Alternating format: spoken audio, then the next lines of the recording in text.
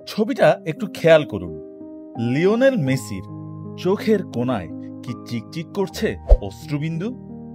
এমনিতে শান্ত নিরাবেগ মেসি কেন প্রাণপণে চেষ্টা করছেন চোখের জল আটকে রাখতে? বুয়েনোস এইরেসের মনুমেন্টাল স্টেডিয়ামে আজ সমর্থকদের যে ভালোবাসা মেসি পেয়েছেন সেটা একসময় তার জন্য ছিল আশাতীত। মেসি শুধু বার্সেলোনার, আর্জেন্টিনার নন, একটা সময় এই অপবাদ বয়ে বেড়াতে হয়েছিল অনেক দিন। সেদিন হয়েছে পার। মেসি আকাশী নীল জার্সিতে পেয়েছেন বিশ্বকাপ, ছুঁয়েছেন অমরত্ব।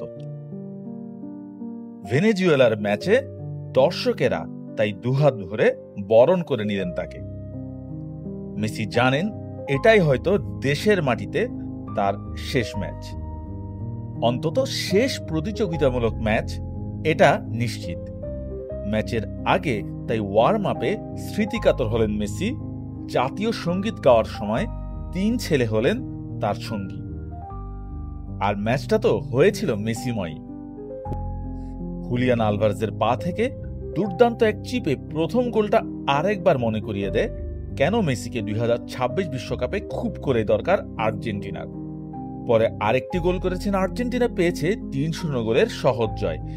বিশ্বকাপ বাছাইয়ে নিজের গোলের রেকর্ডটা মেসি বাড়িয়ে নিয়েছেন আরেকটু। তবে রেকর্ড এই ম্যাচে তার জন্য খুব বড় কিছু ছিল না। দেশের মাটিতে যে ভালোবাসা পেয়েছেন শেষটা এর চেয়ে আর ভালো কিছু হতে পারত না তার জন্য। মানুষের এই ভালোবাসা কতটা ছুঁয়ে গেছে মেসিকে সেটা বোঝা গেছে ম্যাচ শেষে। দেশের মাটিতে এমন কিছু সাক্ষী হওয়া আমার জন্য স্বপ্ন ছিল। একটা সময় অনেক কিছু বলা হয়েছিল আমাকে নিয়ে। বার্সেলোনায় আমি অনেক ভালোবাসা পেয়েছি, আর্জেন্টিনায় তেমন কিছু পাওয়ার এই অনুভূতিটা অসাধারণ। কিন্তু এত কিছুর পরও বিশ্বকাপ নিয়ে কি খানিকটা সংশয় রেখে দিয়েছেন মেসি তার শেষের কথায়? বিশ্বকাপ খেলার চূড়ান্ত সিদ্ধান্ত এখনো আমি নেইনি।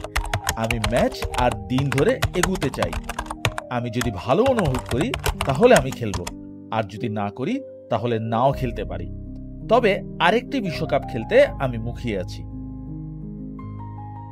আর্জেন্টাইন ভক্তরা নিশ্চয় চাইবেন না মেসিকে এত তাড়াতাড়ি বিদায় দিতে।